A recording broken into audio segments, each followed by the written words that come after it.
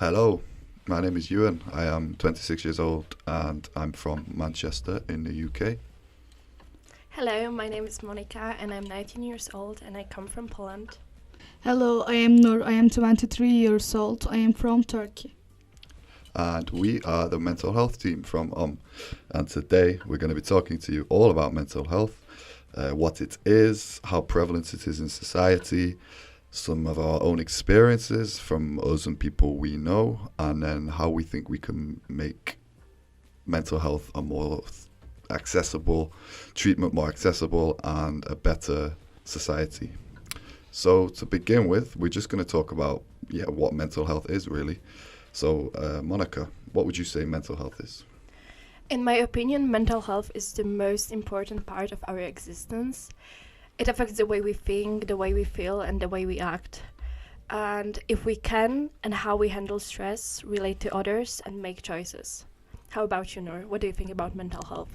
I think mental health is very important for people, something that affects your life. Our body is acting according to our mental health. We should try to protect our mental health.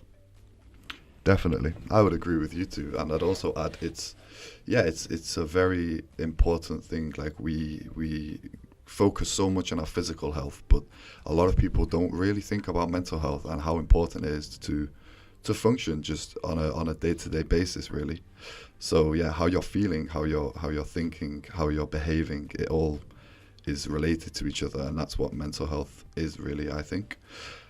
So now let's talk about different mental health conditions. Like in Poland, Monika, what would you say are the most common mental health conditions prevalent today? Today, I would say that the most common ones are anxiety, mood disorders, and depression. The situation got so much worse during the pandemic. Many people lost their jobs and they didn't know how to handle the situation, so they decided to commit suicide. Also, many teenagers felt really lonely during this time, so they ended up having suicide attempts. And the situation is not getting better. Personally, one of my closest friends is struggling with deep depression. He's my age, and it's just breaking my heart when I see him struggling so much. But after a year of going to therapists, he said he finally starting seeing some results. So I'm really happy for him right now. What about the situation in Turkey? There are a lot of depressed people in Turkey because of the economy and management style. I say that because people relate their unhappiness to the economy and other stations. Young people show signs of anxiety and depression with anxiety about the future. Antidepressants are very common in Turkey. Yeah, unfortunately, in the UK, the situation is similar. I saw a statistic that 1 in 4 people suffer with a mental health condition in society now. And if you think about that, that's a lot of people. In the UK, we have 60, 70 million people. So it's far too many people, in my opinion. And I saw some other really shocking statistics, and I'm going to quiz you both now on these statistics. It's mental health in the workplace. So each year, mental health issues cost employers how much money? I'm going to give you 3 options: 42 billion, 40 million, or 4 billion. What would you say? I would guess that it's 40. 40 billion or million? 40 billion. Correct. Shocking, isn't it? And yeah, mental health issues are the number 1 cause of sickness absences in the UK. So like not like serious physical health conditions, stress, anything like this. It's mental health issues. They are the number 1 cause of absences. And another statistic for you, which I found really, really shocking. How many employees do you think would be comfortable discussing a mental health issue in the workplace? Do you think 50% of employees, 25%, or 13%? I think 25%. Well, unfortunately, it's only 13% of employees. So considering there are that many people off work because of these issues and that little people are comfortable discussing it, I think something really needs to change. So what would these statistics look like in your countries, do you think? Like how comfortable are people actually talking about their mental health issues? I think they are probably very similar. Like in Poland, it's not really normal to talk about mental health, especially for men. Like men want to be seen as strong people, and like talking about mental health seems very feminine, I would say. There is like a common belief that going to a psychologist or a psychiatrist means that you're crazy, and which is of course not true. But I think the situation has starting to change after COVID. So even though people are more aware of having mental health disorders, like it's not even that better, I would say. Like in my opinion, it's just really similar to the UK. But I think that the situation is starting to change after COVID, and now people are more aware about mental health problems, and they definitely speak more about it. Also, TikTok is encouraging people to talk about it more. So the situation is getting better, but it's not that good as it could be, I think. What about Turkey? I said before that antidepressant use is common in Turkey, but people have the perspective of psychologists. It's very different. They will secretly go to the psychologist. They always to say, I am not crazy. I don't need the psychologist. But in the last 1 year, a lot of psychologist series and films have been released on television. The TV series changed the opinion of the public, who had a bad view of the psychologist. Because Turkish people are very influenced by TV series are very important. It's more normal now, and people respect psychologists. Now going to the psychologist is important for mental health. They know this. Well, that's good. Definitely good steps in the right direction to make it more open. And I think these things like TikTok and these television series, they're definitely doing good things. But I still think more needs to be done, just on a personal level, in terms of knowing ourselves and knowing how to protect our mental health. How do you two like protect your mental health? Like, is there anything that you have done in recent years that's really made a positive impact on how you feel? I used to have a lot of negative thoughts about myself. I would cry every single day because I hated the way I look, I hated my life, and literally everything about me. I put an enormous number of expectations on myself because I always felt like I'm not good enough. That's why I have been doing a lot of work on self-compassion lately. Self-compassion is about treating yourself with kindness, understanding, and empathy, especially if you fail or make a mistake. I think it's a really good start for someone who struggles with accepting failure, and I'm definitely that kind of person. But we need to remember that absolutely no one in this world is perfect, and we all have sad moments, we struggle, and we get disappointed, and it's all okay. Sometimes I have a hard time protecting my mental health. Human relations and daily life things can be tiring. I choose to listen to myself to protect my mental health. I try understand what I need. I am making time for myself. I notice my feelings and thoughts. I am trying to organize my lifestyle. When I have a big event, I give myself time. Sometimes I just think. Great, yeah. I think that's really good advice. So anyone listening, you should definitely take on board what they've said. And the big thing that helped me was a few years ago, I just deleted all my social media because I was really having a hard time kind of keeping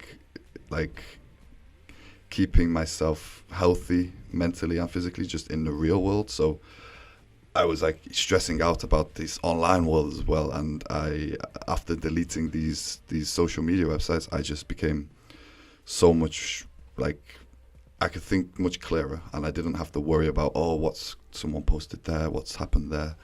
And I think I'm not saying social media is bad. Like, I know it's a good tool for some things and for some people, but I'm just curious, do you two have any similar experience with this? Like, how do you view social media in terms of its impact on our mental health?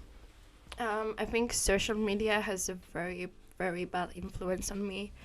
That's why I try to limit my use of phone because, in my opinion, such apps like Instagram or TikTok carry too much negative content. Like, I see a lot of negative comments every single day.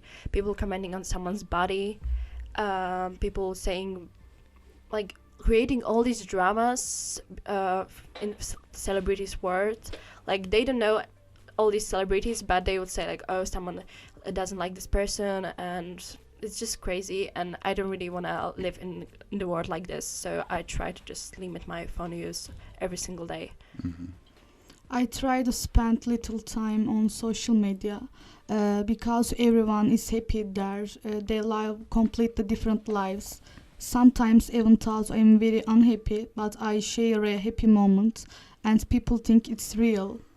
In addition, perfect body perspective, perfect skin, perfect life negatively affects psychology. But now people they start to use it more consciously. So, yeah, we can say that social media, for all of the good that it does, it's best not to get too absorbed in it. And if you really notice yourself spending too much time on it and it's not affecting you in a positive way, then maybe that's a sign to log off, go out into the real world, do something like this. And so we've given you quite a lot of information there about our own experiences, and we don't want it to all just be doom and gloom. So I think now let's talk about like the future. What do we think like needs to be done to make mental health a more open topic in every country, to make people know how they can get help if they're struggling, to make people realize that it's okay not to be okay and you can just talk to people? In my opinion, I think it's down to the governments, and it always comes from the top. So what would you two say about in your countries, what can be done? I think there are a lot of things that need to be changed in terms of mental health sector. First of all, we as people should be more open about it and don't feel ashamed of having some kind of mental health problems. Of course, I wish we all had supportive families, but if you're watching this as a parent, sibling, daughter or son, or even just a friend, think about what you can do for your close ones so they don't feel afraid of talking about their problems and struggles. Secondly, social awareness campaigns should play more important roles in our lives. We see a lot of them daily, but I don't think many people really pay attention to the messages they contain. Also, one of the biggest problems is the lack of specialists in this sector, so I think like it should be easier for the people who want to become therapists or psychologists to become them, because it's just really hard way and it's also very expensive. So even if you want to be a therapist, some people just can't afford it. People want to go to for their mental health, but they can't go for economic reasons. But sessions are very expensive for a good psychologist. A very famous and good psychologist session fee 1,500 between 2,000 Turkish lira in Turkey, so 100 euro. Normal psychologist 400 between 800. Because of economic problems, people cannot go. Psychologist wants free service for the public. Government try, I hope it will. Yeah, similar situation in the UK. I think there's just a very long waiting list now to see a psychologist for free. And if you can't wait, then you have to pay a lot of money. And I think this is down to government funding and also, like you were saying, Monika, the availability of qualified therapists.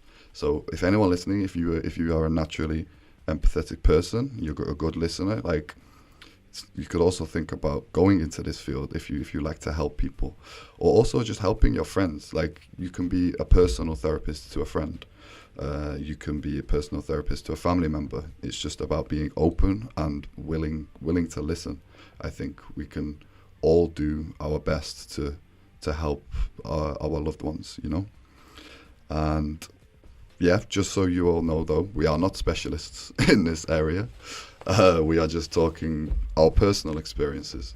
So it's if anything we've said has resonated with you, has if you can relate to anything that we have said in this podcast, then we're going to give you a lot of links with information on different resources that you can use to just help you out if you're feeling low or if you are worrying or anything like this. I think we're heading to the end of our podcast, so we want to tell you about other ways how to protect your mental health. I think one of the most important one is just to go somewhere, meet new people. You can attend yoga classes, you can go to gym. It's always a good way for your mental health to just go somewhere and not be alone all the time. Also, like, remember about nutrition, avoid smoking and vaping, because it's definitely not good for your health. And maybe some exercises. It's just always good to move and not sit in your bed all the time. What about you, Ewan? What do you think are there other ways? Yeah, I think the last thing you said there really relates to me, like not staying still and not overthinking so much. Like I really think that being physically active, not just in a sporty sense, like doing serious exercise, but just moving your body. Like I think your mental health is really related to your body as well. So for me, just even going for a walk, cleaning the house, cooking, like doing anything like this just takes my mind off whatever is worrying me and makes me, I don't know, it kind of just grounds me and makes me feel a lot less stressed, I notice. And for me, yeah, cooking is a big one. Like when I cook, I can just completely get in the zone and I'm not stressed about anything else. And for that 30 minutes, 1 hour, I can just relax. And so it's kind of like a mindful exercise for me.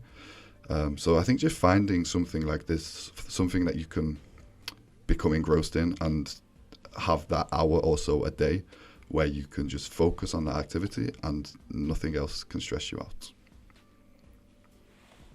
I think you can do the activities alone, like us watching movies, listening to music, going to the movies, cinema, doing personal care. You can looking for a new hobby.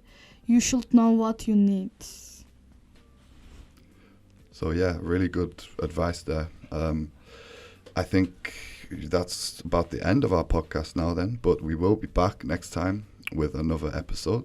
And in that episode, we're actually going to go a bit more in depth into a few different mental health conditions and talk to you about them, some common misconceptions and myths about those conditions, and also some advice if you think maybe you or someone you know may be struggling with this, then we'll have some advice and some tips to help you out. So that's it from me.